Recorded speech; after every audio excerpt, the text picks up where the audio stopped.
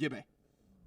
No, it was just inevitability. That's right. There would be one play, and you would go, here we go. This is going down the toilet, much like our YouTube feed today. Hot garbage. Don't say that. It's Victory Monday. Everybody wants to be a part of the joy. Trying. Come on. Working get in here. Work on it, Gibbe. Maybe they'll get it done. So then you go to Dallas. You have the big lead. They come all the way back. We've seen it again. Doesn't happen. This one, again, you make the plays. Yep. And what's amazing is that these victories are all coming with room for improvement. And this one, you beat a quality team. The 3-1 Colts are a quality team. Now 3-2, thank you very much. They're a quality football team that you beat when you did not play your best football. And guess what? A perfectly played win counts the same as an imperfect win.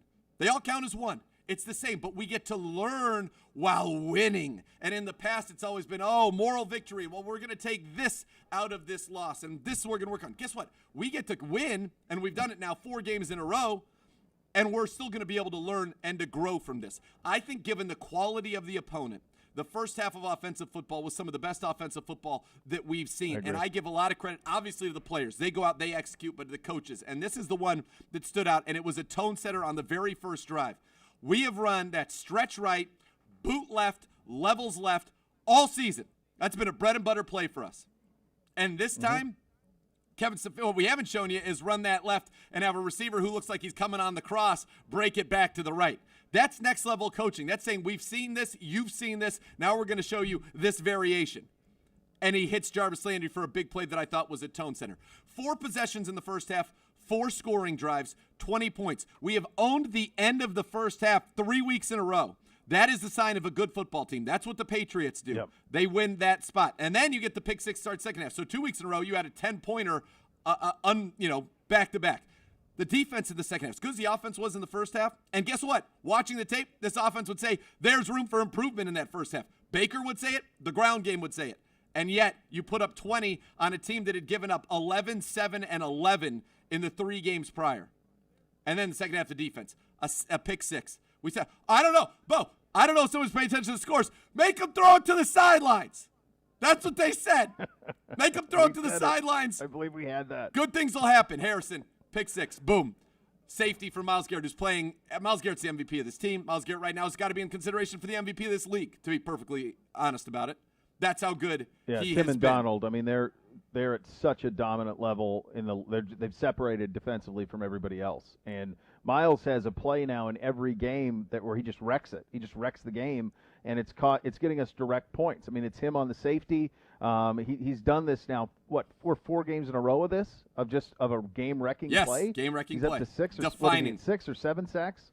Yeah. I mean, he's absolutely unblockable, and even when he's not the one getting the sack, he's being double and triple teamed, which allowing for other people to do it. It's forcing it's forcing quarterbacks to step up when they don't want to, making them uncomfortable. He's been everything that he was drafted to be. But the thing that I feel, it's interesting Gibby said that, because the amount of text messages I got yesterday on the kick return touchdown. So that is a situation where you get the pick 6 and the ensuing kickoff, they take it to the barn, and you go, oh my God, how? Like in this league, you don't ever see that anymore. Kick return touchdowns don't happen. I mean, You get one. What has there been 2 in the whole year? Like, there's just none of them. I think at that's this point in the season. I don't know. There's been almost none. The Ravens had one, didn't they? Those are the only 2 I remember. Yeah, that's it. And I mean, it's not like I'm watching the whole league every week, but I can't recall any beyond that. So it's very, very limited, whatever it is. So that happens to you, and you go, oh man, we're cooked. Here we go again. We can't separate. And you do get anxious moments again in the fourth, but when it comes time to make plays, you're making plays. And it's interesting. Like last week, you think about the way Donovan Peoples-Jones blocked and the way DeErnest Johnson run. Well, who ran it on 3rd and 9 to ice the game? DeErnest Johnson. And who got the block? Hollywood Higgins. Who came Higgins. out and got the block on the edge? Hollywood Higgins, who hasn't been active. And yet catches a touchdown, gets that block. Folks, that's buy-in. That's culture. That's what's being created. That's sustainable. That's not fluky. That's going to be here for a while. It's culture, it's coaching, it's professionalism of the guys. Hollywood Higgins, it'd be very easy for Hollywood Higgins to go pout. and say, I should be playing. I know how good I am. Last year, the last time he got to play against Buffalo, he caught a touchdown that beat him. Doesn't get to play the rest of the season. This season, been limited, been inactive a couple of weeks. He could have said, you know what, to hell with this. No, he's ready, and in critical moments, makes a touchdown catch in the red zone, and I think that was Baker's best play of the day. Recognizing the safety took one misstep in that cover 4 that Indianapolis was running and able to hit Hollywood on the back shoulder for the touchdown, throw him open, which is the sign of good quarterback play. But then on that block, 3rd and 9. 3rd and 9. You're up 6. You're going to give them the ball. They had a timeout. They're going to get the ball back with a 2-minute warning, or at the 2-minute warning with timeout, or get it back and have the 2-minute warning and the rest of the game to go down the field and score a touchdown.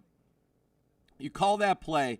Chris Hubbard with a great block, and then Hollywood comes around with a block that really springs. That was our longest run of the day, 28 yards. Yeah. That won the game on 3rd and 9. But that's had the feeling where in the past for the Browns, of course you get stopped, you punt it back, and you watch the inevitability of them going down. Not anymore. Not with these Kevin Stefanski Browns. And the play he called on the 4th down was such a brilliant play. And that's the thing. We're just getting going in this scheme. And when you guys, for those of you who subscribe to Game Pass, you get to watch the All 22, which I think anybody who's a diehard Browns fan, do it. You will learn so much about the game because you see so much that you do not see in the TV copy. Good, bad, and different. You see it all. This scheme just flat out gets people open in the passing game and creates lanes in the running game. This Colts defense is great. This is a great defense. It's a great front. Yes, they are. They're excellent. And they didn't have Darius Leonard. Excellent.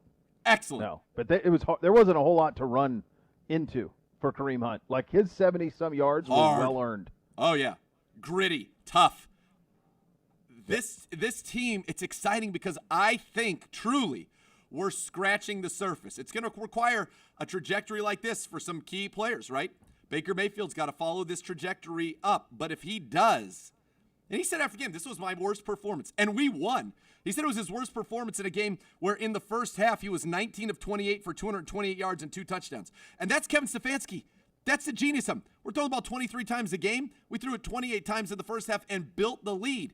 Now in the second half, again, second week in a row, boy, you wish we could have just kept that momentum offensively going. We couldn't. But when we needed it, at the end of the game, we came through. And that builds confidence. Knowing you're going to come through, that builds confidence. We'll get there. So much talent on this team. Austin Hooper, just throw it near him, he catches it. Jarvis is incredible. I know he had the 2 drops. Jeez. We'll never see that again. Odell, ridiculous. There's a lot of talent here. And I just love, though, to your point earlier, which was about the culture and was about, the buy-in and about the coaching and the professionalism of the players. Ronnie Harrison Jr. hardly played early in the season, makes a critical pick 6. Yeah, Miles, he's been there every week. I like him, by the way. I love him, and he's in the concussion protocol. I want to see him play every down.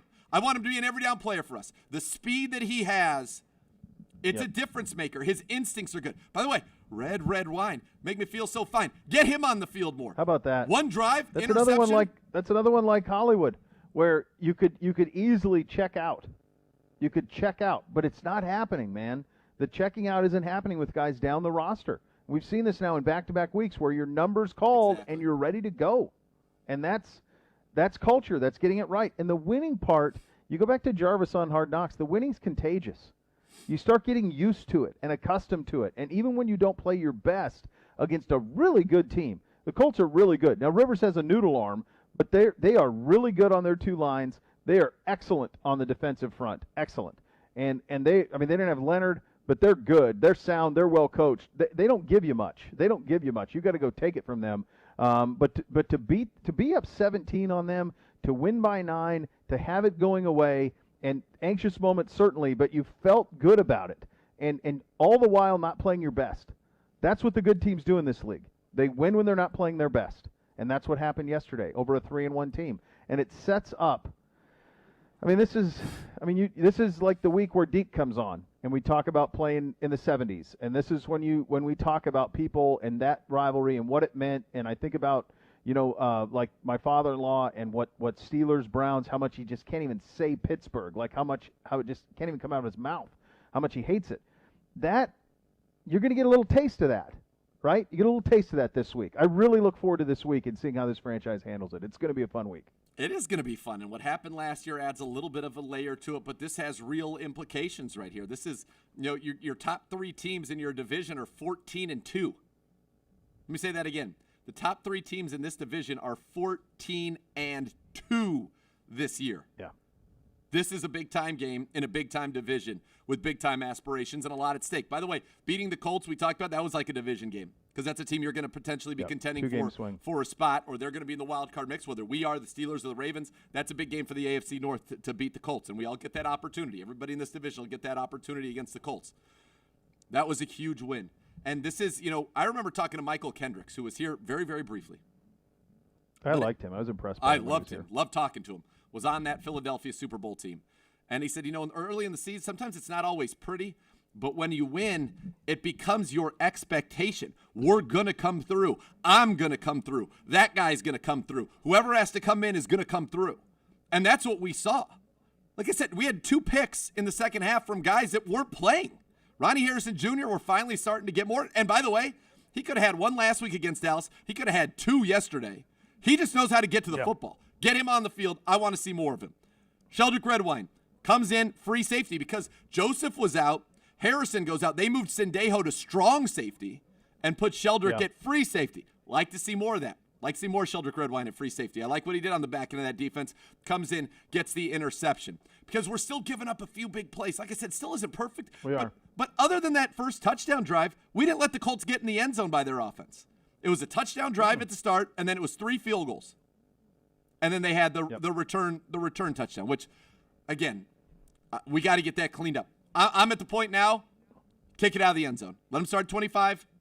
So maybe we can stop them at the 17 or the 20. So what? Who cares? 25. Let's go. Yeah, and we were so great at it last year on kick coverage. We were. It's just we're not. I don't know. It's been now we're 5 games in. Kaderil Hodge. Go ahead. Kaderil Hodge is one of your best special teams players. He's out. Yep. Tay Davis is one of your best special teams players. He's out. Tavier was back to being a full-time special teams player and did well. But you're getting Javante Moffitt, for example, the undrafted free agent who was activated 2 weeks ago, is on your core special teams unit now. You're cycling guys in, and you're losing some of the guys who are in the NFL solely because of how well they perform on special teams. And I think that's hurting. So I'm just, hey, boot it out. That's what they did. Boot it out. Just don't worry about it. We'll start 25. Joe Woods, by the way, this was a great game plan from Joe Woods. And our defense has been, I feel like, much maligned. They're making plays. They're making plays. We're remembering the 12 takeaways. Correct. You remember the big plays down the field, which are backbreakers, and we have given some of those up. But you're right. Yeah, I mean, the takeaways are incredible, and Miles is just wrecking things. A couple of things. It's a little housekeeping here as we're into the Ohio Business Machines.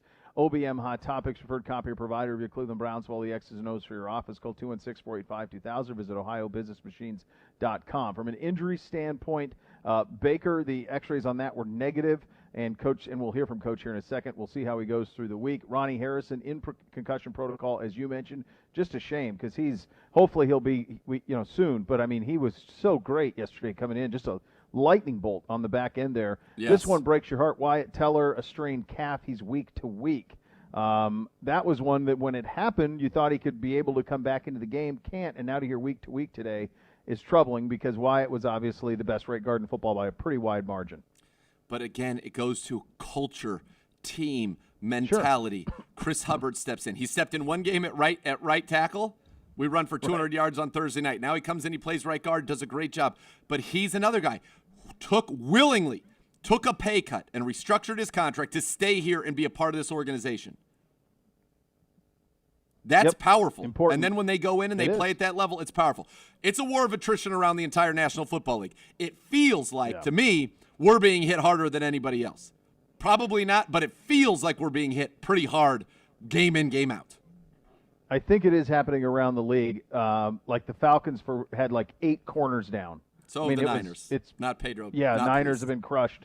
Yeah, that's not bet he was not. No. This is not great news either. Greedy Williams to IR with the nerve injury in that shoulder. You waited and waited for that to get good. It just never did.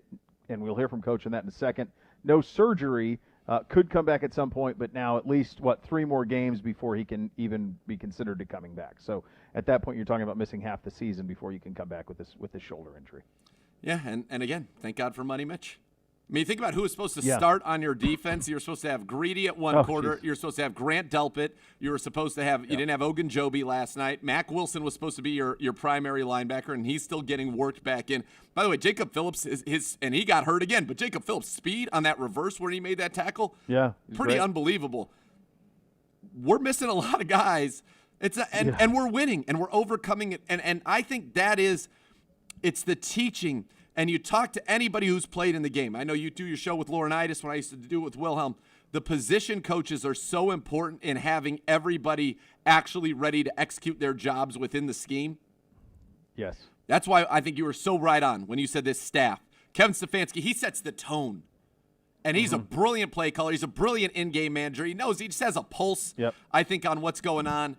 You know, to just go for it on fourth down right there when he could kick the field goal, take the lead. It's just – He coaches with confidence, and it's confidence in his guys. You guys are going to make me right.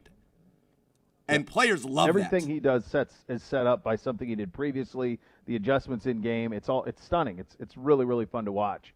And you are 4-1, and now you go to 4-1 and Steelers week. You'll hear from Coach. We will have Joe Thomas's hour. That'll be Pure Choice. Joe will join us here in about 10 minutes or thereabout. And with yesterday's win, Tito's Handmade Vodka, proud to support the Cleveland Browns through the Tito's Victory Vodka program. $1,000 donation to WAGs for Warriors, helping provide service dogs for veterans at no cost to the veteran. Thank you, Tito's, and remember to please enjoy Tito's Handmade Vodka responsibly. It is a Victory Monday, kids. Drink it up. Cleveland Browns Daily, 850, ESPN Cleveland.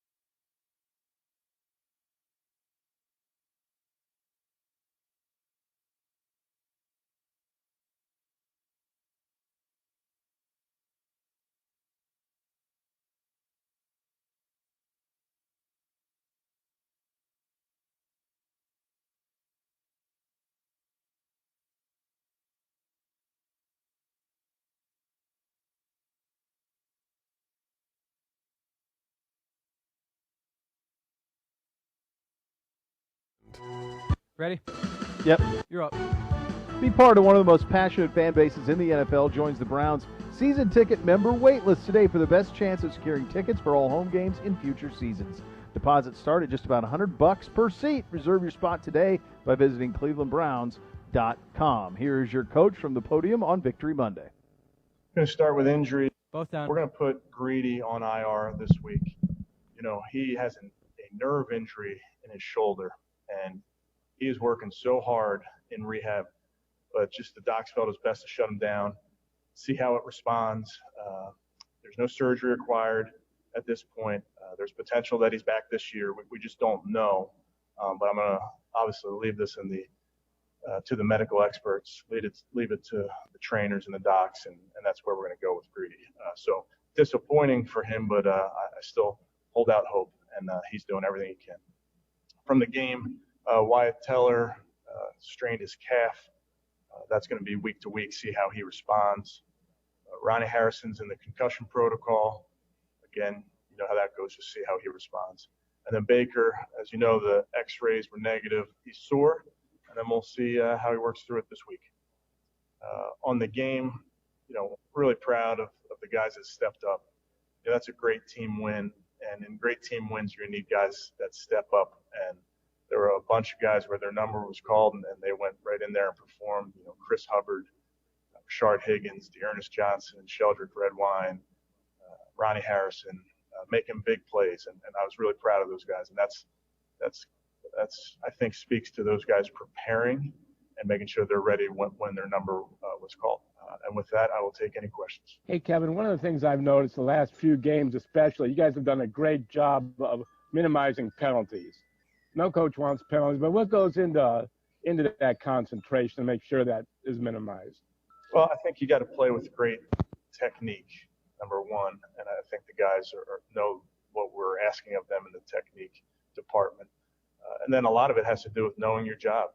You know where to line up and those type of things. That eliminates a lot of the foolish pre-snap penalties. But I think I'd give the credit to the players and understanding that they got to play at a certain tempo, and that's really not us playing sloppy. You brought up that list of kind of unsung guys that produced yesterday. Kevin, optimally, what do you hope is the lasting effect when guys do come in and contribute like that? I just know this season is so long, Tom, and we're going to continue to need everybody. And this week it's going to be somebody else. And I promise you 2 weeks from now it's going to be somebody else. And that's just how it goes. And guys got to be ready. And I think, again, I go back to the preparation part of it. They got to know their job cold, even if you don't get reps. That's the other thing with this. Chris Hubbard didn't get very many guard reps this week, and he goes in there and performs. So that's just how it goes when you're a backup. You're providing depth, and then at a moment's notice, you're a starter. You don't want injuries, obviously, but it almost makes your job a little bit easier in that when you tell these guys those things that you just said, and then it happens, and then they deliver, it just kind of perpetuates itself, doesn't it? It does. And, I want to also point out a guy like Rashard Higgins, was inactive there for a couple games through no fault of his own. That's how the numbers went. And he works so hard at practice, gives a great look, whether he's on the scout team or special teams, it doesn't matter. He does his job, studies, prepares. He's a consummate pro. So I'm really proud of him, and I'm happy for him that he was able to score last night. Hey, Kevin. I wanted to go through a couple other injuries with you. Jacob Phillips, is he okay? We'll see. I think he's got this knee injury that he's going to keep working through, and we'll see as this week goes. Same knee that he hurt in week 1.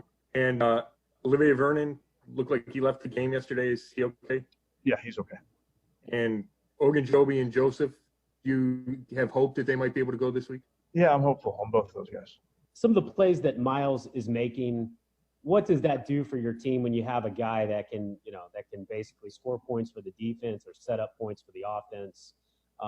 And I'm sure that he alleviates some of the pressure elsewhere defensively because he requires so much attention from an offense. You're right, Jake. He gets a ton of attention. I can promise you on Wednesday morning in the opponents' meeting rooms, they got a big circle on number 95, and they may be referring to him as a game wrecker because he has that ability to wreck the game from their perspective. And he's applying pressure. Even when he's not getting home, he's applying pressure, and it should open things up for the rest of our guys. And I think he's working really, really hard. He prepares on Wednesday, Thursday, and Friday, and then he performs on Sunday. What does Victory Monday look like for the Browns? Do you do anything different on Mondays after wins versus losses? No, it's Monday. Time to work, time to learn from the tape. And then I wanted to ask you about your defense. The takeaways obviously are noticeable. Myles Garrett's impact's noticeable. But yesterday, you guys were able to get off the field 1 minute consistently than in those first 4 weeks. Do you think that the turnovers and those impact plays from Myles are kind of manifesting itself in other ways and helping those other guys do their jobs and begin the process of getting off the field on a more consistent basis on third down? Yeah, Daryl, we talk a lot about takeaways and how we do that. 30. And that'll always be a huge emphasis for us. And like you said, we've tried to put an emphasis on getting off the field. And you get in these moments on third down, it really goes. It also speaks to first and second down. If you can get them into a 3rd and 7+, it's way easier to get off the field than 3rd and 2, so to speak. So I think it's Stand by. go together, but our focus continues to be on playing technique sound, playing fundamentally sound, and that typically rewards you by getting off the field. Hey, Coach, you're going to have a Victory Monday? Quote, it's Monday. Time to work. Time to learn from the tape. Yeah. 1-0 each week. 1-0, going 1-0 in each week is accomplishing the goal for the week. It's not, you don't get a reward for that. That's what you're supposed to do. That's right. And there is work to be done. That's what I like about this. Winning, this wasn't a perfect win. No win is probably perfect. But it was expected, and act accordingly. Right. And bring on Pittsburgh. Exactly. That's it. Hoff, up next. Cleveland Browns Daily, 850 ESPN Cleveland.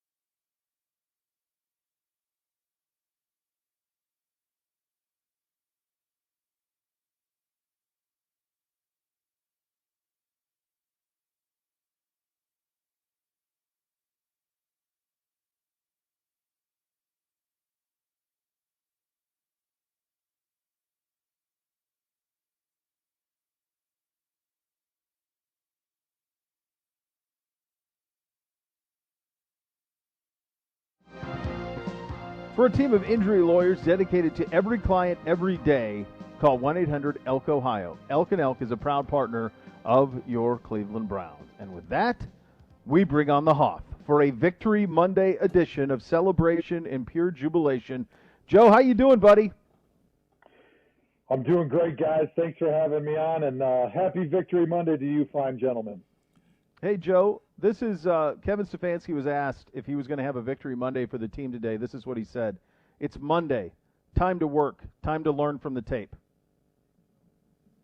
You got to love it, right? That's what I've really enjoyed the most about Kevin Stefanski from the moment that he got hired is he's the same person every single day. We talked to him after the the Ravens loss in week 1. Same guy. You wouldn't know if you won by 30 or lost by 30. And that's, to me, the mark of a good coach because it shows that you're focused on the process and you're focused on getting better each and every single week. And that's the type of coach that can lead you to a championship. He's never satisfied, but he's also never going to jump off the cliff if things aren't going well. He's always focused on the process, getting a little bit better each and every single week so that he has the best team at the end of the season that can make a run in the playoffs.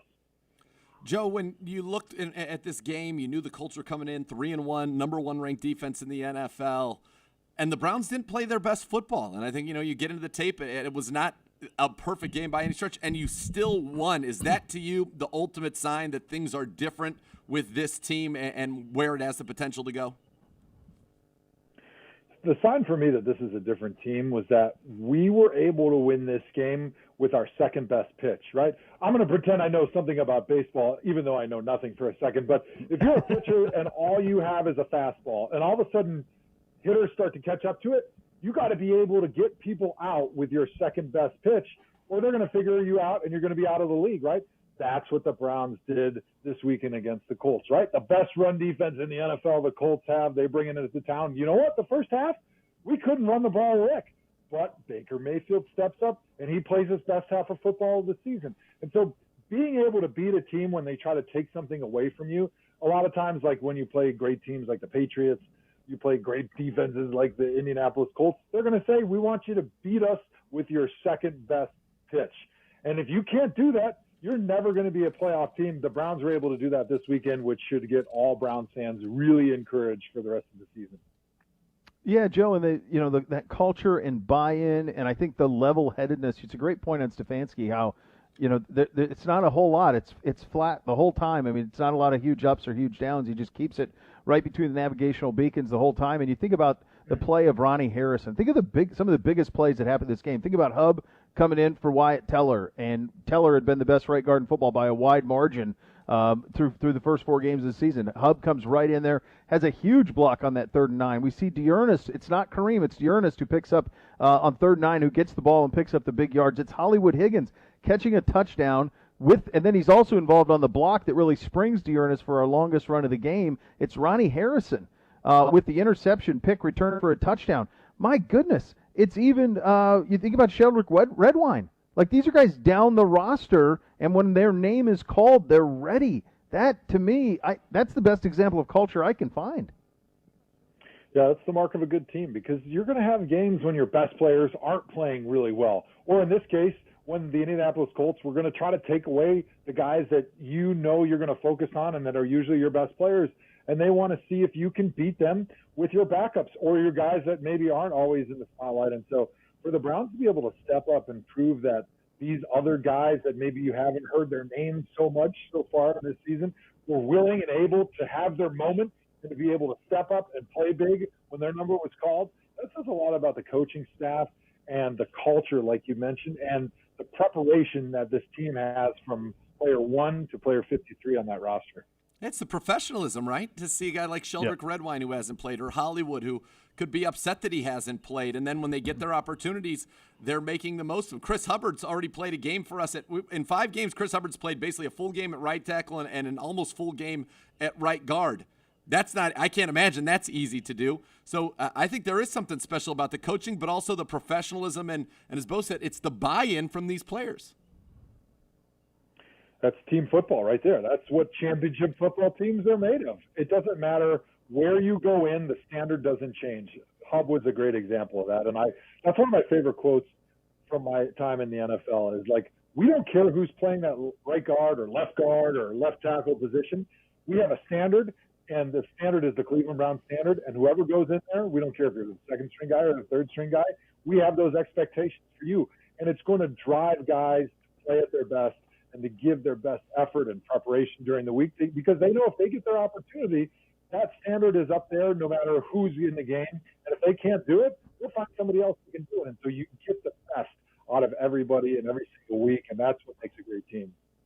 And, Joe, offensively, some of the stuff that Stefanski is dialing up, the little adjustments, Nathan pointed this out, where we'd been running that, you run that wide right, and then Baker keeps, bootlegging out left, and then the crossers come over. Well, early in the first half, they had Jarvis stop and go the other way and throw back across the body. Those little adjustments that Stefanski is making, he's making them consistently week in and week out. It's elite stuff. It's why he was hired. And, it's the first time since '94 that the Browns have been 4-1. We know that now. Bill Belichick was the coach at that point. I'm not saying that Stefanski's Belichick, but I do feel, and this is my third year being around the organization really intimately, that we're winning because of coaching. Because our coaching is putting us in the best position to succeed week in and week out. We have great talent on this team, we know that, but also our guys are being put in a position to succeed, and I think that leads to buy-in. That's how you have guys selling out to block in the fourth quarter where normally they wouldn't buy to, because they believe if you're smart, pros will follow you. They follow guys who are smart. You probably dealt with this with Kyle, I'm sure. Go ahead, Z. Just real quick, Joe, here's a quote from Hollywood Higgins today that he gave to the media, along the lines of what you're just saying right there, Beau. Quote, "We all believe in him. Hell of a coach. He knows what he's doing. He's showing us the way, and if we do it correctly, we'll win games, and it's obviously showing. He's doing a hell of a job leading the pack. What a great leader for us." Yeah, there you go. Hope and belief breeds effort. That's what they have with Kevin Stefanski. Unfortunately, I've played for some coaches during my career who didn't give you hope and belief that they were putting you in the right positions to succeed. And it's pretty easy, even for a professional who's supposed to go out and give his best effort every single week. If he feels that the coach is screwing him and not putting him in the right position to succeed, or he's not calling the right plays, or the game plan that they're putting out there is inferior to what the opposing coach is putting out there, it's hard to go out and give your absolute best effort every single week. And unfortunately, there's not 53 guys on every roster that will give their best effort in preparation and on Sundays. But when you have the Kevin Stefanski, you have those coaches that are so brilliant, the Kyle Shanahan's I played for, that you just know everything they do out there is going to be one step ahead of the opposing team's coach. It's going to be chess when the other team is playing checkers. You feel an obligation to get yourself prepared, to put in that extra effort during the week, because you know you will be in that position to either make or break that play at some point in the game, and you want to be ready. And so having that hope and that belief in that offense, that defense, that scheme, and the coaching staff is so important for success in the NFL. Joe, what does it mean for the team in the locker room to have the game? This is kind of a unique one where the Browns got a lead 20-10. The defense after that opening possession didn't allow another touchdown all day. The offense, though, in the second half went dormant, frankly, and this defense scored 9 points. So this was a little bit of a twist on the formula. Yes, it still involved the Browns getting an early lead, but this is one where the defense really, I think, won this game for the Browns in the second half against the Colts. That's another way to show that you can win. The only one we haven't seen really is the come from behind, throw it to victory. And I'm sure we'll have an opportunity at some point, and hopefully we come through. But when you show just another way to win, and this is the first time that really the defense is going to get a lot of the credit for what happened, how important is that, and what does that do in the locker room? This coaching staff, better than any that I can remember in recent memory, has an amazing ability to look in the mirror and understand who they are and develop a scheme and a game plan that maximizes who they are, right? I think we all know on defense that our secondary, because of injuries and different factors, has not played at an elite level. But defensively, we know who we are. If we're going to be a team that allows a lot of yardage, allows some points on defense, but when we get into the red zone, we can tighten up. We can specialize in focusing on turning the football over back to our offense. We can get sacks with Miles because we can play coverage. Like, this coaching staff plays and developed schemes to our strengths better than any that I can remember. And you know what? It might not be the 85 Bears playing defense out there, but they know who they are, and they can focus their energy and their coaching and their resources on getting turnovers and getting into positions where you got a lead, you can play some coverage, you can do some different things on coverage to try to confuse a quarterback, and then you're going to have Myles Garrett and a really good defensive line being able to get home and finish games. I think that's when I look back at the Peyton Manning Indianapolis Colts, the 2000s when they were going to the Super Bowl. They were perennial threats to win the Super Bowl. They knew who they were, right? They were not an overall great defense, but they knew Peyton was going to score points. They were going to get him a lead, and they had two pass rushers on the outside, Dwight Freeney and Robert Mathis, that could stack the quarterback. And so as soon as they got a lead, they just let those two boys on the outside go to work, and it was a really tough formula for them to beat. They were doing it in a dome, so they had a loud crowd typically that made it really hard on an opposing offense, and they would wear you out because you get so tired playing from behind, getting chased by these two pass rushers all day that you just never had enough offense, and they ended up making you break down on offense trying to play from behind and catch up to Peyton Manning. And then Peyton Manning would complete 75% of his passes, and he would take as much time as he needed at the line of scrimmage to chew up the clock and to squeeze the football. So that's what great teams do. They know who they are, they understand where their strengths and weaknesses are, and they play to their strengths. Joe, you mentioned the 85 Bears. Certainly our defense is not the 85 Bears, but we have a guy who would start on that team and almost any other in the history of football, and that is Myles Garrett.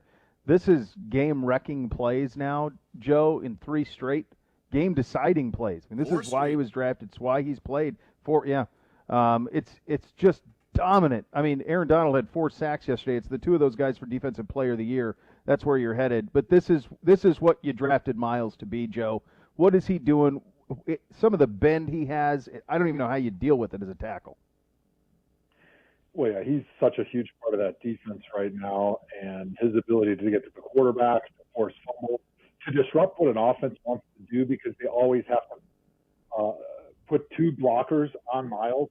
It changes the amount of receivers you're allowed to get into the routes.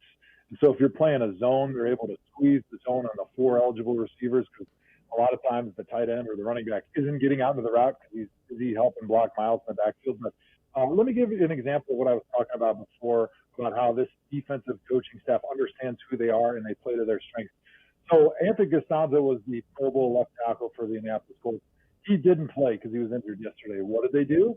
They put Myles over the left tackle. And he hasn't played over there as much as he has in past years this season. He's played much more over the right tackle and the right guard. But they saw a weakness. They understood that our best player is Myles Garrett. He's our most disruptive player on defense. And we're going to play coverage, and we're going to put Myles over their left tackle, and their left tackle has no chance. Even with help, even with a running back helping with chipping and double teaming, he's going to be able to win more times than he loses. And you saw it again this past week, and Myles beat him like a drum.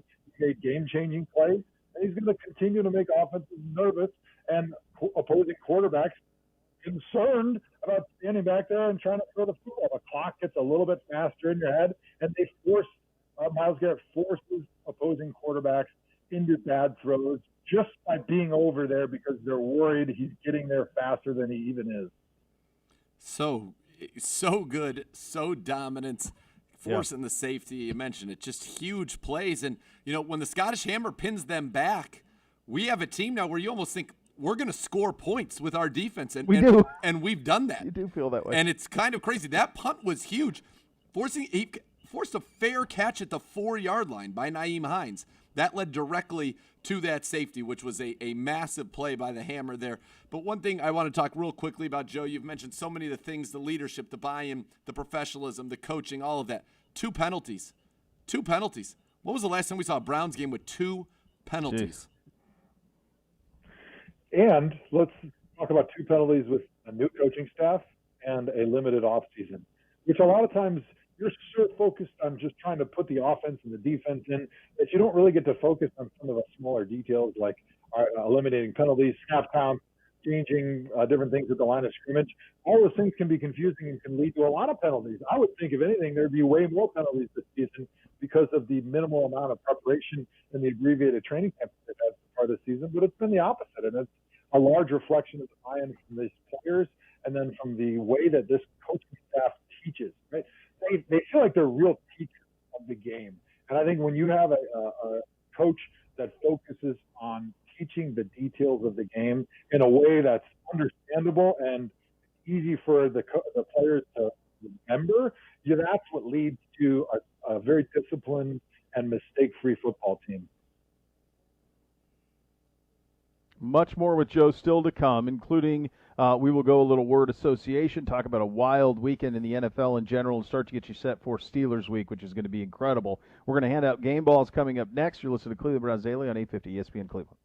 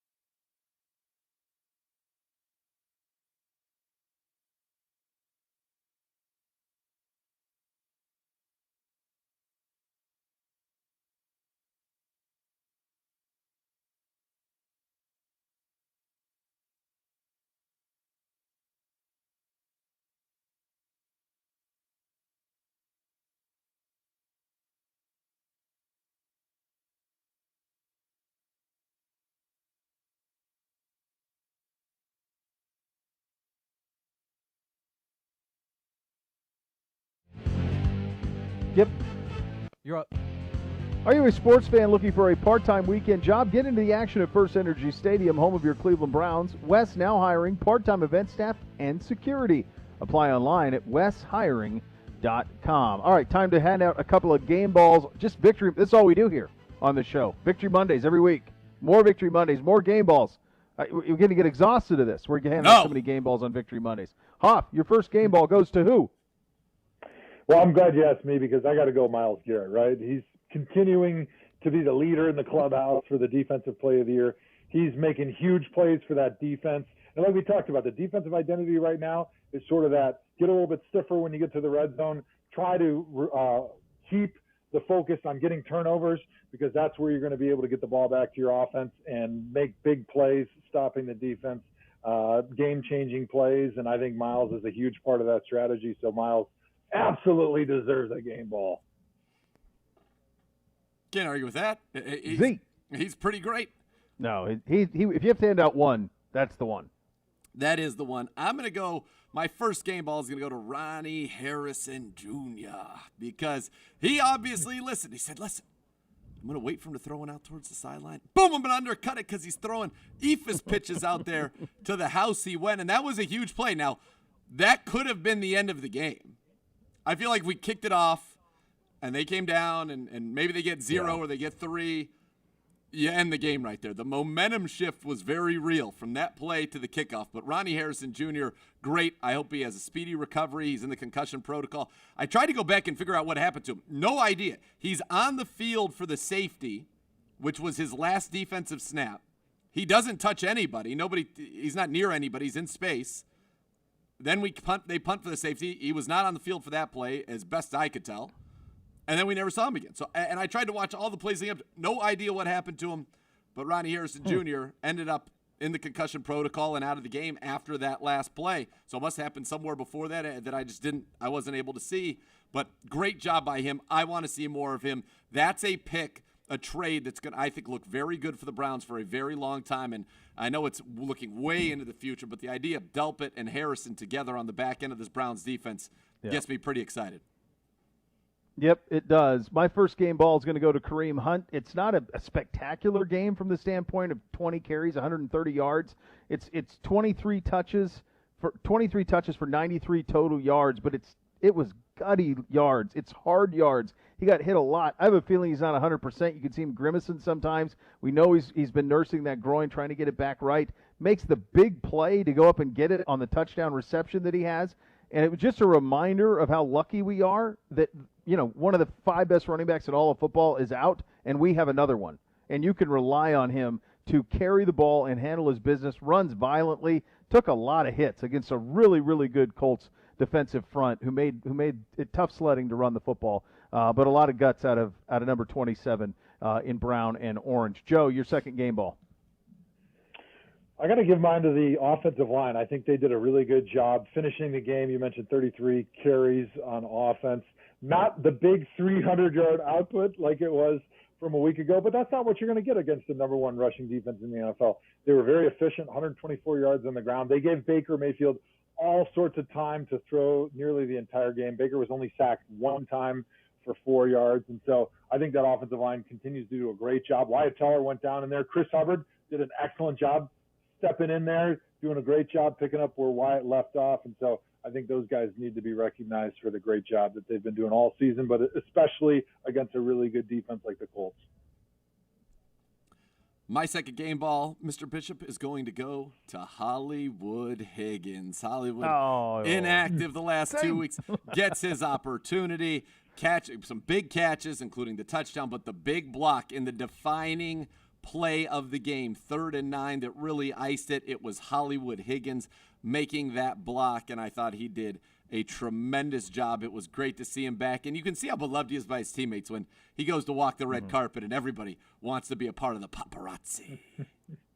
Yeah, that was awesome to see, and it was it's cool that that he's one of those guys that we've got a relationship with over the last couple of years, and we just love him as a person, and we know what he's been through. So it's so great to see him back there. He would have been mine if just to not repeat everything you said. I'll go Joe Woods here too, just because there's been times when called into question in terms of giving up some big chunk plays on the back end. This has been a revolving door in the secondary. I mean, it's been new guys up all the time. Think about the 2 picks, Ronnie Harrison, Sheldrick Redwine. They were ready to go. Ronnie Harrison been ready to go for a while. He gets in there, makes a big game-changing play. We haven't seen Sheldrick play all season. Comes up with a huge First play. drive. I'm with you. I like what he did on the back end. But to be able to, when your offense wasn't getting it done, your defense to score points, create havoc, it did it. I think it's impressive. We're really well coached. Position coaches, offense, defense, we're very well coached. And this is going to be a fun team, and it leads into a very, very fun week. We will play a little word association coming up next. You're listening to Cleveland Browns Daily, the Joe Thomas Hour, right here on 850 ESPN Cleveland.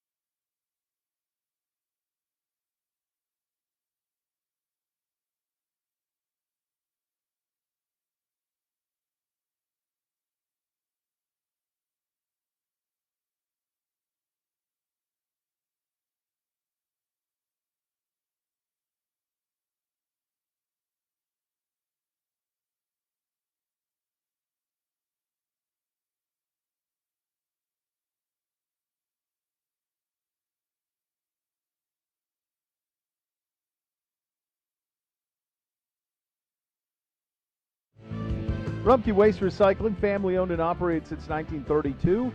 They've been in business for 87 years. They keep neighborhoods clean and green.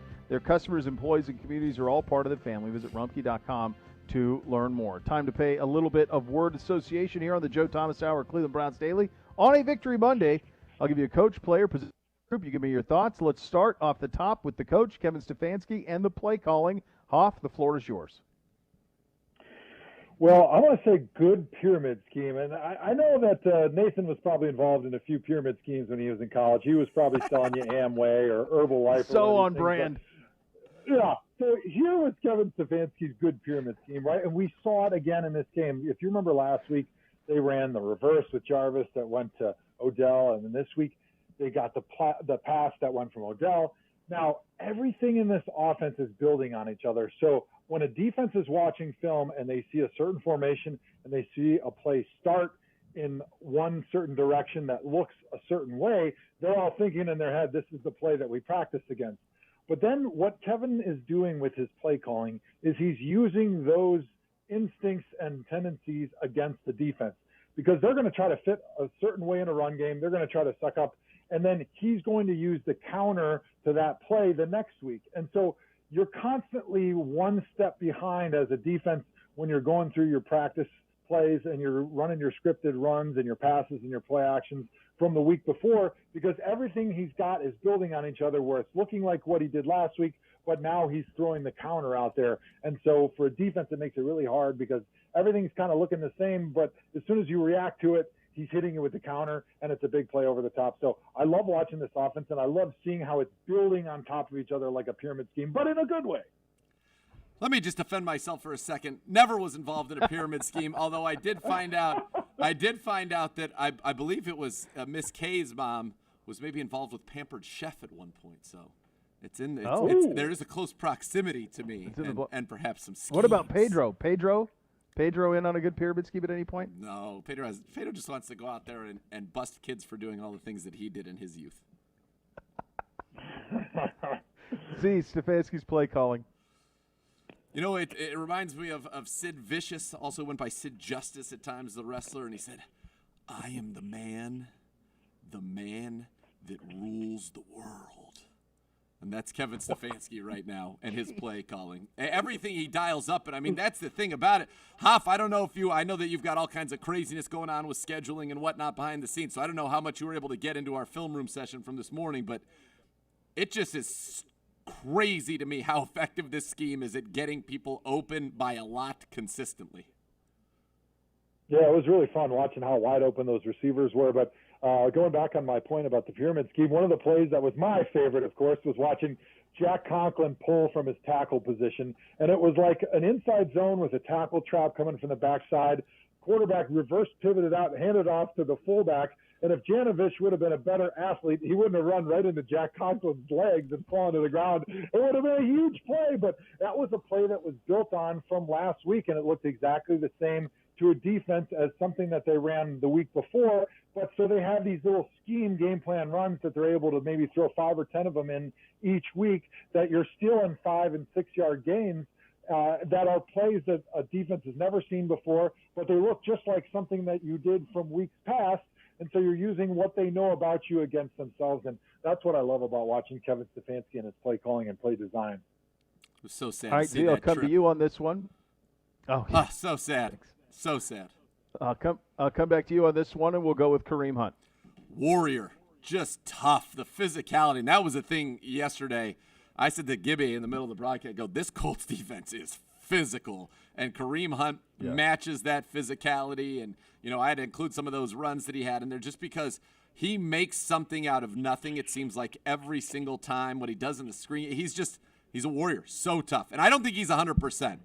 It would seem that from TV, a lot of people said you could see he was grimacing. They were trying to stretch his leg out on the sideline on that last drive that DeErnest Johnson ended up icing the game for the Browns. But just a warrior, stud, beast.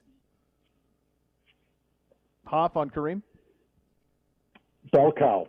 And the reason that word comes to my mind is, we were at the farm this weekend and we raised beef cattle out there. And we were talking about bell cow with my wife. And she goes, well, I never knew why they called somebody a bell cow. And I go, well, Kareem Hunt's the Browns' bell cow. He is the heart and soul of the offense, and he's the guy that people are looking to when they need direction, whether that be energy, whether that be motivation, whether that be when things are not going well. They look to him for some type of energy that he can infuse, some positivity, some optimism. He's also the guy that, playing through some pain, is going out and gritting it out. And the reason they call that a player like that a bell cow is because when you got cattle that roam the woods like I do, you got to put a bell on your lead cow, and all the other cows, they follow wherever that bell cow goes. So if one gets out, or you got a fence that goes down, all of a sudden your cows are running all over God's green earth, and your neighbors are calling, they're all pissed off. As soon as you get that bell cow turned around, headed back home, they're all going to follow. That's who Kareem Hunt is, and that's exactly the type of guy that I want my offense following on the field in Cleveland, Ohio, is a guy like Kareem Hunt who's willing to suck it up, play a gritty performance, go out there and get done what needs to get done in order to get the victory. He's the Browns bell cow, and I love watching him. That's all. That's everything I want on a Victory Monday is a bell cow analogy properly done by the Hoff. That's fantastic. Incredible. What type of cows are you running there, Joe? What are we running? Yeah. So we've got Angus Simmental cross. They look just like black Angus because they're all black. Although we did have a little brown calf this spring, which was pretty cool. And if you go to my Twitter at Thomas73, I put out a funny video of little calves that we had in the spring. My kids think are like their pets. And so when they get out, you always send the kids out to try to chase them back in. And so there's a pretty funny video of my kids chasing these cows in and around the barn this weekend. That was making me laugh pretty good this past weekend. Now, Joe, are they going to remain pets? They will remain pets until they become burgers and steaks and there's going to be some sadness associated with this. I was wondering. That's how we learned that very early on the homestead, that you don't want the pets to be the calves because that ends poorly for the kids on that front. So here's a funny story about that. We had a bull last year named Sprinklehead. Of course, my son named him Sprinklehead. We're not exactly sure why. Not the toughest sounding bull name, but anyways, we had to go take him to market slaughter. So we got a new bull, and now we have Sprinklehead Part 2. And we haven't told anybody, but we just call my son a Sprinklehead. So we'll see how long it takes for him to pick up on the fact that Sprinklehead keeps looking a little different every year. A little different every year. Joe, let's stay with you, and I'll give you Chris Hubbard, your last one. Hub. Just team player, right? The guy that's willing to come in, play any position, and do it well. You got to have a true professional like that to be your first lineman that comes in the game. I think about like a great backup quarterback. I think about a guy like Josh McCown, how valuable he is to all the teams that he's played for, because when his number is called for injury or performance or whatever happens to the starter, he's going to be able to step in, and he's been preparing all week when he's the starter, and you're not going to lose a step when he goes in there. And to have that guy who's the lineman is incredibly valuable. Z, I will go with you. Your last one, Austin Hooper. Unheralded, just does so much, so gritty. That third down, 3rd and 10 with the guy literally draped on his back. He makes the catch, made a tough catch on Odell's throw. Just, I love what he's brought to this team. And is he going to put up the numbers that made him a back-to-back Pro Bowler? No, but I would say he's been as important as anybody to the success of this offense in terms of what he does on third downs in the pass game and what he does as a blocker. And I think Kevin Stefanski has gone out of his way. If you've noticed, it seems like he gets a lot of balls early in games, and they always try to get him one down in the red zone as a reward, saying, we appreciate what you're doing. Yep. Nothing is done on accident with the Kevin Stefanski offense, and I think you hit on that. We will take a peek ahead to Pittsburgh week. They are 4-0 for the first time since '78, so this one's going to matter a great deal. We do that coming up next. You listen to the Joe Thomas Hour on Cleveland Browns Daily on 850 ESPN Cleveland.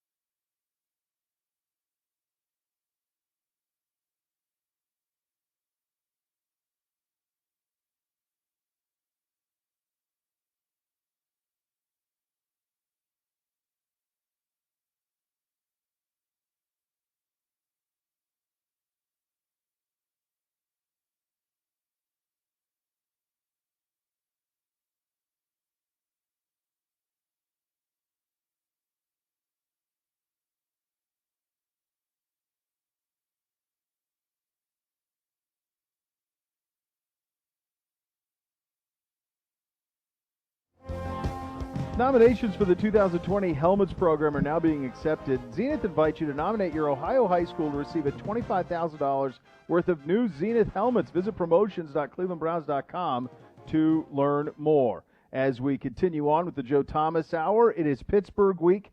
Man, 1994, 4-1. It's been an awful long time. 1978 for them to be 4-0. A monster game between Pittsburgh and Cleveland that matters a great deal in a division that might be as good as any. Normally, you're going into Heinz, Joe. You're talking about Renegade and the crowd and all of that. That's not going to be there. So that does level the playing field, I would think, a great deal. How tough was it to play there at the peak? It was always tough. I don't even know if in 11 years I ever beat them in Pittsburgh at Heinz Field. Obviously, the crowd noise is a big part of it because when you're on offense, it makes it so difficult to change the play and to get into the right plays. The line calls become very challenging and very difficult. And so a lot of times you just have broken and busted plays because the communication is so challenging in such a loud environment like that. But I think not having that crowd noise is a little bit of an equalizer. I don't know what Vegas says. Maybe it's now only a +1 instead of a +3 when you're going on the road, because I still think there is some challenge to just traveling, especially in a coronavirus era where you're going away from the comforts of what you know around a regular home game. You're staying in a hotel. You got to take the bus down to Pittsburgh because you don't fly there. Because I don't know if anybody's ever flown into Pittsburgh, but the airport's like an hour from downtown, and it's only a 2-hour drive. So we always actually just drove to Pittsburgh instead of flown there. So there's a bit of a pain in the butt and a bit of a distraction to travel. So I still think there is a home field advantage as far as that goes. But when you think about just Heinz Field, the loudness, the challenge of communicating, that won't be there. But the Pittsburgh Steelers still are going to bring a pretty good team to the field on Sunday. That's for sure. It is a bummer that it's the 4-0 Steelers, it's the 4-1 Browns. As we talked about, the top three teams in this division are 14-2 through 5 weeks in the season, which is just remarkable. But that I wanted to get into a game when that Renegade hits that mattered, which this one certainly does early in the year, that it, is played at a high level, which I expected this one will be. And that is a bummer that crowd won't be there, because that Renegade, of all the stadiums I go to, taking First Energy out of the equation, road stadiums, that's one of the cooler moments, one of the cooler environments that you get in football. And I know that, these guys, a lot of these guys on this team probably have no understanding or real appreciation for what this rivalry meant at one point, but it's going to be pretty exciting even without that. But that would have been something with that Renegade going. Yeah, people always ask me what were my favorite away stadiums to play in, and I always said, well, Green Bay, because Lambeau Field is so historic, and I grew up in Wisconsin, so that's kind of a no-brainer. But I love playing at Heinz Field. First of all, it was a grass field, which J.C. Treader wrote a good article about that a couple weeks ago, how it's just so much more enjoyable to play on grass. And I grew up watching games being played at Lambeau Field, so I enjoy visually just watching a grass game. It's just so much more fun. But I also love going into those hostile environments. And there's no more hostile environments for the Cleveland Browns than going to Pittsburgh and playing in Heinz Field. The fans were always into it. The music selection was up to my tastes, let's say. I enjoy the rock music. I enjoyed the Styx, the Renegade, the AC/DC stuff. I mean, that was kind of like, it just felt like football to me. That felt like football. Whether when we'd play there in the end of December, always on a grass field, it was a little sloppy. The fans were booing and yelling. It felt like football is supposed to feel. And so for those guys to go out there this weekend in the biggest Browns game that we've had against the Steelers for a long, long time and not have fans, it is pretty sad. But I'm trying not to focus on the negative. My wife and I have banned all COVID talk in the house because it makes us too sad. So I'm putting my foot down, and we're not going to talk about how sad this is that Pittsburgh-Cleveland is finally playing a extremely meaningful game in the mid part of the season, and there's no fans to watch. Yeah, that's a good look. This is still going to be pure joy. It's going to be 1:00, no doubt, Sunday. It's Nance Romo, I believe, is what it's going to be on that game. I believe that's who's going to be on it.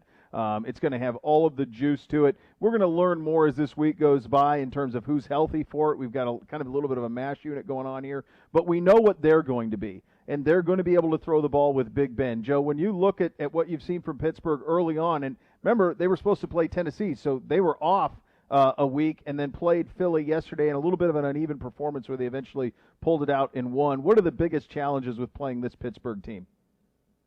Well, everybody knows how great their defense is. They've got an outstanding pass rush TJ Watt is again in the running for Defensive Player of the Year. They've got a great secondary. Minka Fitzpatrick, Joe Hayden. Those guys can cover. They can blitz. That's a defense that can do it all. They can beat you in a bunch of different ways. But I like our matchup on offensive line. I think our offensive line matches up very well to their defensive line. Our edge tackles have very good pass blocking skills that I think match up very well against their pass rushers. And I think our scheme with the outside zone, it typically runs pretty well against the Pittsburgh defense. And so I think we're actually going to be able to run the football this weekend.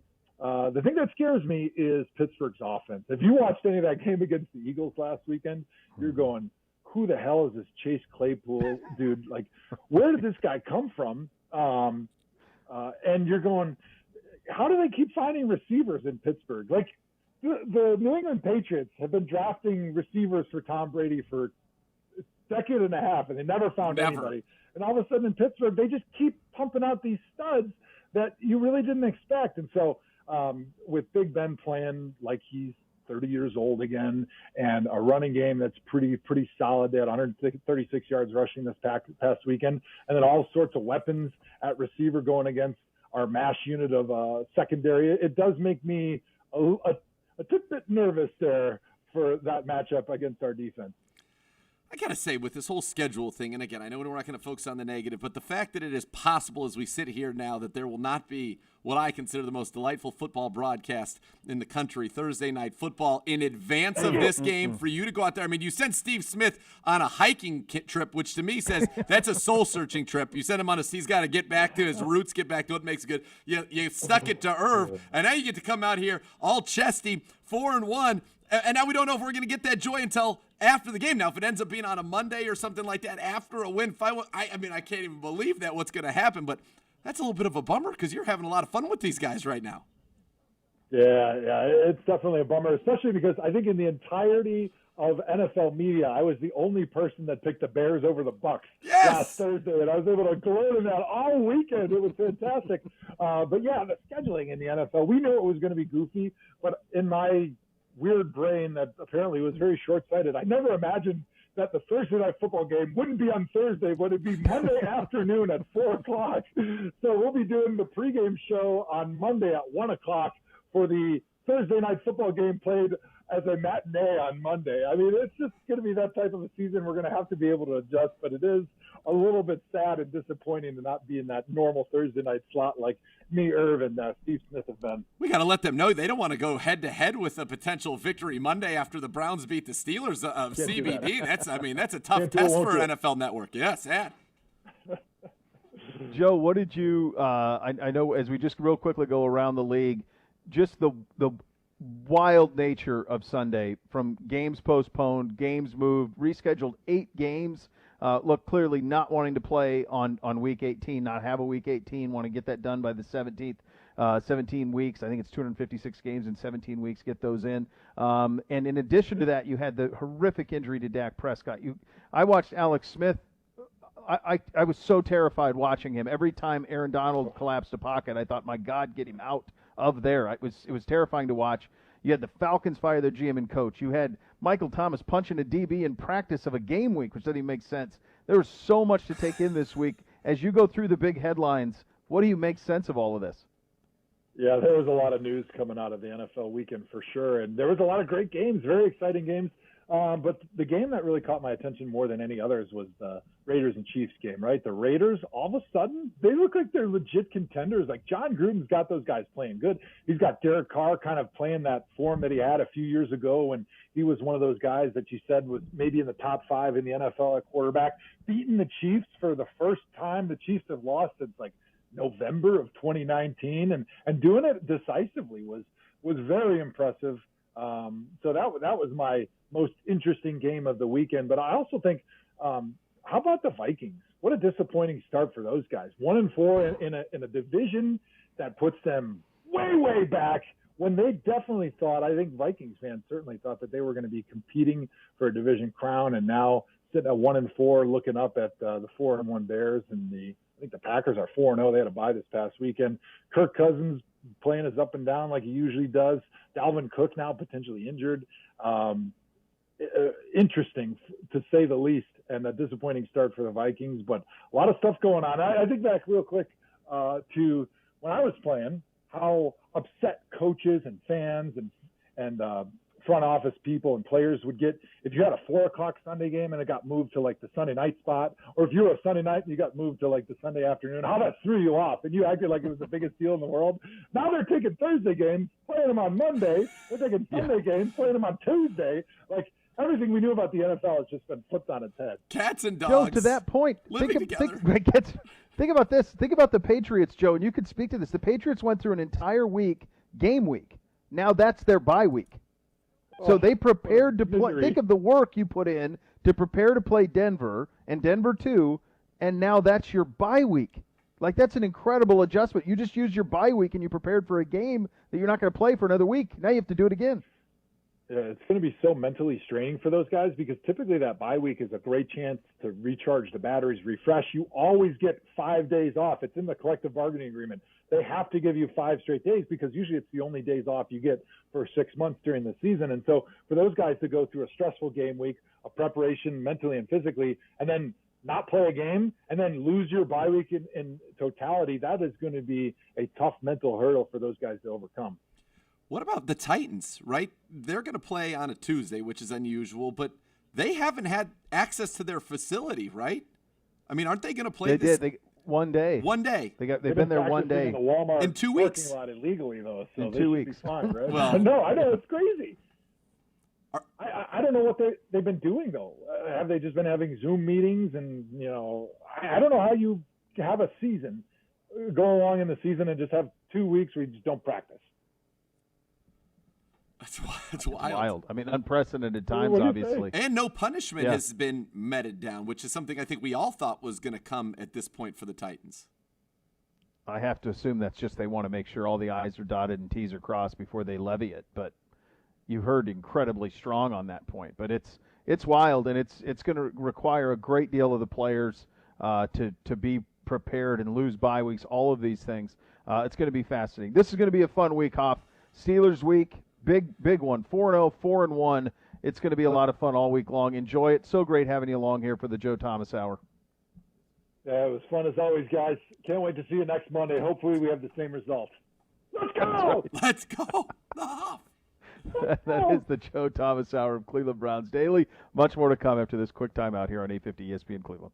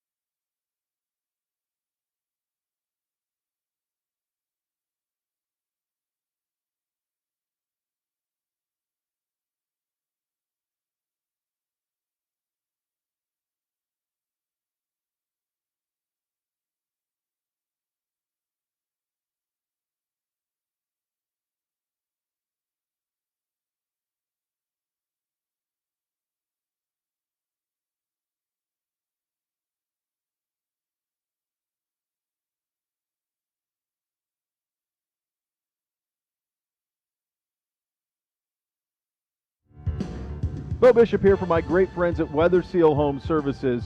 You're going to go in for any home improvement need, and this month, take advantage of their great roof offer for just $1 down and 7 years, 0% financing. You get the new roof your home needs. The weather in Northeast Ohio is certainly going to change for the worse. We know that. Winter is certainly coming. Don't be stuck in the cold with a leaky roof. Weather Seal can make your new roof a reality, and they can do it in just 1 week. Call 877-351-SEAL or visit weathersealhomeservices.com. That sale ends at the end of this month, Halloween night. That's on the 2020, of course, with approved credit. Prior sales are excluded. Weatherseal.com, 877-351-SEAL. Check them out today. Here are our friends on Good Morning Football from earlier this morning and their takeaways from our win on Sunday. Let's get dangerous. Both down. I hear Baker Mayfield. And Baker, let me just say this. I hear you, big, hairy winning machine, and mama ain't raised no wussy. A little bit of that Baker from 2 years ago starting to slip out. Talk about it as a fan. Objectively speaking, just, because the quiet Baker, the Baker that is just more methodical, the one that plays more with his field actions than his mouth in the press conferences, that's the one that's successful. With that said, Baker Mayfield is playing out of his mind. And you know why? Because he's utilizing his skill players. They are leaning on the run game to open things up. OBJ making catches like this. Jarvis Landry had one over the top of a defender. Kareem Hunt is the perfect insurance policy. Ironic because we see Baker in all the insurance commercials. And this offense right now is flowing. Most importantly, Baker Mayfield is taking care of the ball. Continue to do that. Continue to take care of the ball. And Baker Mayfield, just keep. Yeah, Kyle, you said it last week. Those commercials with the insurance, they hit a little differently when you're 4-1, right? Like, I'm laughing, I'm enjoying them. Like, yeah, Baker's pretty funny. Last year, I agree. Like, what is he doing ads? They work. And I'll tell you what else works. It's not just the name guys. And they lost maybe the best running back in football in Chubb, and they find someone else to fill in. It's Kareem Hunt. And then behind him, do you guys know about DeErnest Johnson? DeErnest Johnson had a third round. Talk about it. Yes, third down run right here, where he's just shoving off guys, gets it. DeErnest Johnson is symbolic of this Browns team. No one believed in him. No one thought he had a shot, and here he is on a 4-1 squad. Let's see the resume of DeErnest Johnson, who you might or might not have on your fantasy team and was making plays. South Florida's all-time leader in all-purpose yards, but when he was undrafted, he was fishing for mahi-mahi in Key West the 2018 season. No joke. Was a fisherman less than 3 years ago. It was with the Orlando Apollos, which we always talk about the Orlando Apollos of the AAF. And then he signed with the Browns last year. He's been hanging around the team. This is what we love. Stories like DeErnest Johnson, and that's what the Browns have. Guys like Hollywood Higgins, guys like Ronnie Harrison, they're all stepping up. It's not just Baker, Odell, and Jarvis and the stars. DeErnest Johnson, mahi-mahi to touchdown. The Browns are 4-1. That was me fishing, something I've never done in my life. Peter, been to many fish concerts, though, I'm sure. Peter, DeErnest Johnson just makes me miss Jim Varney. DeErnest goes to the end zone. We need to get that thing going. This is awesome. Anybody want a Browns-Bills AFC title game? Anybody want a Browns-Raiders AFC title game? It's really fun. So the question of how pleased are you? I gotta say, I'm very pleased. We do these segments in August all the time. Do you believe in the Browns? Are you going to buy in? And Nate and I always say yes. We love them. We'll buy anything you're selling of the Browns. And then it puts that on social media, and you just get annihilated. And a million people saying you should be fired, and what are you smoking and everything. Right now, I'm Christian Bale in the Batcave. You know how he just lets the bats just fly all over him? Just soak it in. Just let the bats fly all over you, because those Browns are 4-1. I got bats in my hair, and 1 minute. It's a beautiful, beautiful thing. And here's the best part. On offense, their best player, I still believe, is Nick Chubb. And he ain't even on the field yet. He will be back later. On the entire team, their best player is Myles Garrett. He's taking over games. I'm letting the bats fly all over me, every orifice. I don't give a damn. I'm in on the Browns. We've been waiting. I'm very pleased this morning. Yeah, I love that you're talking Myles Garrett and giving him his love. 4 quarterback hits on the stat sheet. He had a sack, but it was more than that. It was him who put the pressure on for the 30. Pick 6, another pressure that forced Rivers to commit intentional grounding, of course, for a safety. It is not often that you see a pass rusher create 9 points for your team. 9 points. By the way, that happens to be the exact difference on the scoreboard. The Browns won 32-23. So Myles Garrett, tremendous game in this one, making the most of Phillip Rivers. Just ineptitude at quarterback right now in this game. Just terrible stuff. Okay, congrats to the Browns. You're up. And our guy Kyle will be with us tomorrow on the show. I like fun. Was the line of the bats in every orifice? Is that what Kyle said there? He's pretty jacked up about that Christian Bale analogy. That's fantastic. He and Nate have been, they big cheers, obviously, in root and hope, and very, very, very, very steadfast in their support. And the thing I think for Browns fans at large, and do the show and we're watching the film, we do Nate film study with the Hoff every Monday in the morning. We're going through all of this stuff. But the big thing to take away, I think, if you're a Browns fan, is that what you're seeing through 5 games is there's nothing fluky here. Like, this is a well-coached, well-designed attack week in and week out, done so by talented players who are executing, who are well-coached, put in position to succeed over and over and over again. And when you beat a team like Indianapolis the way that you beat them by 9, and you do so without being at your best, that's sustainable. That's sustainable. Yeah, Baker said his own words, and I wish Nate would have given that a little love in addition to obviously the sound bites, the hairy American winning machines and Mama didn't raise no wuss. This was the worst game he felt that he played. And, they go on the sideline, and we talk about, we're watching the tape the day after. When they go on the sideline, they get their surface, they get to see the play that just unfolded. And he was well aware of some of the things that were left on the field, some of the inaccurate throws that were made, some of the missed reads that happened, and yet did enough. And this Browns team, as a unit, did enough to beat a quality opponent in the Indianapolis Colts. And so not only is it not fluky, as I said, I believe earlier, this is the tip of the iceberg with this team. When we get this team fully functioning, it could be scary on offense. We've scored 30 in a row, 4 straight games. First time since 1968 that we've even had 3 in a row. They had 7 that season. Yeah. 4 in a row, 30 straight, and I don't think we're playing close to our capacity as an offense yet. That's encouraging. Oh, and by the way, we don't have Nick Chubb on the field.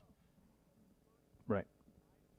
Yeah. Yeah, there's a lot out there. There's roadmap. I've heard people compare us to the Tennessee Titans in terms of get out ahead, get those backers. I heard Joe talk about the comparison to the Colts with Freeney and Mathis, how they were able to get after it. That's what's going to be really fascinating about this game this week. We have all week to get into it. But another thing that's going to be fascinating is both of these teams that are going to play on Sunday in Pittsburgh, both of these teams have the recipe. They go about it different ways to, if you get out to a lead, it's hard to come back on them because of the way that they can get after the quarterback with 4. And Pittsburgh can do that with those 2 guys, with Dupree and Watt coming around the edge like a house of fire, and we can do it with Myles. So that is going to make for whoever can impose the will early. Yep. It's going to be tough to come back. Now, obviously, their quarterback's more time-tested in that than ours is in terms of being able to come back from a lot. But we will be around Ben Roethlisberger a lot in this game because of how great Myles is and how great he's been playing. It's a fascinating matchup. This is what we wanted. You wanted this game. This feels so much different at 4-1 than 3-2. So much different. Because going over there with this and have a chance to play for first in the division 5 weeks in, This is uncharted. It's been a long time, bud. It's been a long time. We leapfrog them if we beat them. We would go to 5-1. They would go to 4-1. We would be ahead of them, depending on what happens with the Ravens. They play the Eagles. You'd have to think the Ravens would get the win there. And yes, they beat us head to head. But you're at 5-1 now, which would be just monstrous. And so this is a massive. It's just game. a test. It's a real test. It's playing with expectations. How do you play with expectations? How do you handle expectations? How do you prove that you belong at their level? They're proven. We have to prove that we belong at their level. That's what this week will be about. That goes back to the line from Kevin Stefanski when he was asked about Victory Monday. It's Monday. It's time to work. Time to learn from the tape. There's something being established here. We're not celebrating. No one's doing handstands because you beat a team on a Sunday. No. It's different. No, we have the goals are much loftier than acquiring one victory, which at one time was the goal for an entire season, and unfortunately didn't accomplish that goal. Now we've got 4. I was talking with Gibbe, 15, 16, 17. We had 4 wins in 3 seasons combined. We're 4-1 right now. Jeez. Okay, we're 4-1 right now, and yes, this is a measuring stick game. We don't have anybody on this roster that knows anything about beating Pittsburgh in Pittsburgh, and I think Joel Bitonio would probably be the only guy on this roster that knows about beating Baltimore in Baltimore, which we did in 2015. We beat Baltimore there last year. And oh, you're right, last year. We smoked them. Yeah. Thank you sorry for forgetting that. Yeah. How could I? Week 4, peak of the season. That's right. A little bit different, a little bit of a different peak after 5. But we don't have anybody on our team who's beaten Pittsburgh in Pittsburgh. No. And I'm trying to think of this. That's big. Yeah, it is. Yeah, there's a lot of fun to it. We have an addition of the scores tonight because we have Monday Night Football. It's supposed to be 2 scores. It'll just be 1 score this week. Go ahead, Z. We still get 2. We have Tuesday Night Football. We can do that tomorrow, I guess. Yeah. Do that tomorrow. Sure. We'll stretch it out. Stretch it out. Yes. Stretch out the joy. Stretch out the joy. Safe. Nice weekend for you and I, buddy. Well, duh. Hanging in there. Duh. We gave the Oppo on Thursday night, which is for our true listeners. So if you factor that in, and Astron, we're almost winning 3 for every loss this weekend. That's true. That's true. Just got to pay All right, attention to the Gibby, scores. what do we have here? Gibby hates when we do the Oppo because I don't think he's picked up on the He doesn't signals. like it. But based on our tweets, a lot of people have. If someone's just tuning in for the first time, you could be hurting them. No, then they You might get not they be profit helping. all No. weekend. Then they get that all weekend. We didn't say pay attention to 1 score. We say all the scores. Pay attention to them all. Pay attention to the scores, not pay You attention to have the to score. like that. That's a nice comeback for you. Well, and it's a fact. All and Beau's the very scores. quick-witted. But also, there's got to be something. That's why companies have loyalty programs. There's got to be a little something for those that have been here. Even right The now, loss it's leader. fashionable. We're 4-1. Oh, woo! Let's go listen to Browns Daily. It's fashionable to be here. But the people that were here when it wasn't so fashionable to be here on Browns Daily, they get a little just a little bump every Thursday, every now and then. I was looking want to forward. hurt the newbies. I don't want to hurt them. They're going to pick up on it because if you pay attention to the scores, you become then you would have inundated, won. You become immersed. You become one. You're in the club. You're in the club. So we were supposed to have 2 tonight, which I'm disappointed by. Sad. Just 1. Just 1 game tonight. So Gibby, what do we have tonight? It is the Chargers. It is the Saints. Saints at home. Interesting. Maybe the scores moved a little bit. It did. It did. It did. Has it grown, or has it Shrunk. That's right. It has shrunk based on what I saw. Is this a new segment now? Like a Nantucket Sea. I like the old one though. By the way, I have a new Ohio. I did too. I like the old one a lot. I like the old one better. For tomorrow's Yes. Ohio lottery pool, I have a question that's going to put both of you in opposite ends of one another. I'm looking forward to it. Oh, good job out of you. you. Know what? I look for you to try to do that. know what? We'll find a common ground. I'm sure you probably will. That's right. You send us far. You have us sprint away from each other. Eventually, we're going to meet on the other side of the world. Find our way back, Gibby. New Orleans is 2-2, and the Chargers are 1-3. Saints 31. Chargers 22. I liked it the other way, though, better. Well, it still wouldn't have mattered. Well, I just made that score up, but I mean, the other way would have gone the other way, I think. Well, this Go is ahead. a tough one for me. The Saints just haven't been what they were. No Michael Thomas. I mean, that's got to cause a little bit of a rift. You have name calling from your defense to your star on offense who's worked his way back, and it leads to a fight. Punched in a game week? Punch in the Come jaw. on, that happens at camp. Well, I'm sure. Not Has game Steve Smith never took anybody out in season? On his own team? I don't know. Definitely. Just He only fought training people camp. on his own team. Well, he fought, didn't he?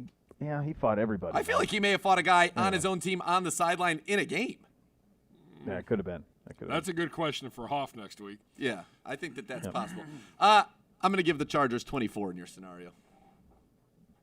All right, wait, no, that's not right. I can't. What do you have? No, you got to change it. Up 1, down 1. I'll go 25.